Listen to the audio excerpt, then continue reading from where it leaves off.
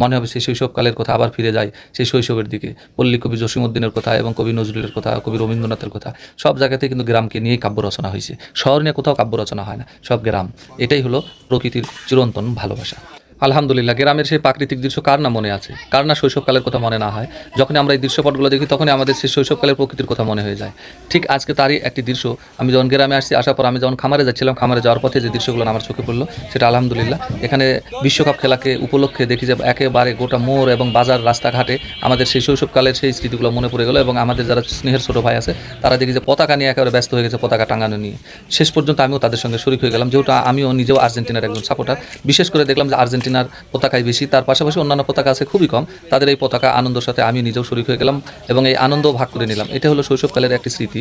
মূল বিষয় হচ্ছে যে আনন্দ, খেলাধুলা, প্রাকৃতিক যে ভালোবাসা, এটা গ্রামে কিন্তু শোভা পায়। বিশেষ করে শহরে কিন্তু এই প্রকৃতির ভালোবাসাগুলো কিন্তু পাওয়া যায় না, কারণ সেটা হলো যান্ত্রিক জীবন এবং ইট পাথরের শহর। সবাই সবাইকে নিয়ে ব্যস্ত, আর শহরে সেই বন্দিশালা একটা প্রাকৃতিক ভালোবাসা দিতে পারে না। সেখানে আছে শুধু বিলাসিতা, কিন্তু প্রকৃত ভালোবাসা একমাত্র গ্রামে। গ্রামে আসলে দেখেন ব্রিজের উপরে দুই সাইড দিয়ে কি সুন্দর করে এই পতাকাগুলো উড্ডীয়মান হচ্ছে। পাশাপাশি আমার এক কৃষক ভাই, আমার এক সালাম দাদু হাজি সাহেব, দেখেন কি আনন্দ তার ভিতরে। তীব্র গরম, এর মধ্যেও দেখেন সে মাঠে যাচ্ছে, মাথায় সে মাথল দিয়ে যাতে রোদ থেকে রক্ষা পায়, এবং বাইক ঘাড়ে নিয়ে, এবং হাঁটতে পারে না, লাঠি নিয়ে সে কিন্তু মাঠে পথ চলছে। তাহলে এই যে একটা প্রকৃতির ভালোবাসা, প্রকৃতির দৃশ্য, একটা অপরূপ অন্যরকম এক দৃশ্য।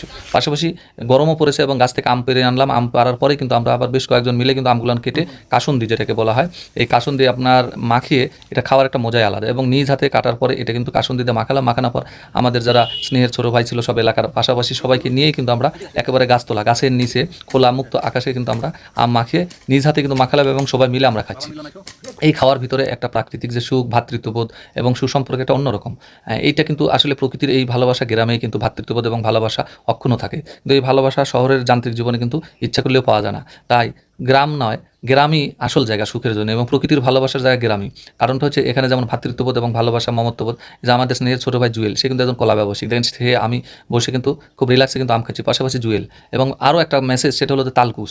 তাল কিন্তু হলো আমাদের গাছে যে তাল হয়, তাল পেড়ে আনা হলো, এবং তালকুশ পাড়ার পরে কিন্তু এটা তাল থেকে কেটে আমরা কিন্তু তালের ভিতর থেকে যেটা শ্বাস থাকে সেই শ্বাসটা বাইর করে নিলাম, এবং শ্বাসও খেতে কিন্তু সেই সুস্বাদু এবং টেস্টি। মূল বিষয় হচ্ছে গ্রামের যে প্রাকৃতিক যে খাদ্য, ভালোবাসা, আনন্দ, খেলাধুলা, এবং প্রকৃতির মাটিতে খালি পায়ে পা রাখা, এবং এই খোলা আকাশে যে রোদের মধ্যে থেকে যেটা ঝিলিক এবং গরম রোদ, এবং প্রকৃতির যে ভালোবাসা, এসির বাতাস নয়, আল্লাহর যে এসি দেওয়া আছে, সে প্রাকৃতিক গাছের পাতায় থেকে যে মিলিমিলি বাতাস আসে, পাশাপাশি তীব্র গরম আর রোদের মধ্যে কিন্তু আবার তালের শ্বাস, এক অন্যরকম একটা অনুভূতি এবং ভালোবাসা এখান থেকে আসে। যে এই ভালোবাসা আমরা কিন্তু আসলে গ্রাম থেকে কিন্তু আমরা এটা অনুভব করতে পারি, এবং এখানকার সে নির্মল বাতাস এবং সে স্বাস্থ্যসম্মত একটা বিশুদ্ধ বাতাসের জায়গায় হলো গ্রাম। এবং গ্রাম থেকে যে একটা প্রাকৃতিক ভালোবাসা, সেতু বন্ধন এবং শৈশবকাল কিন্তু সবারই বারবার মনে পড়ে।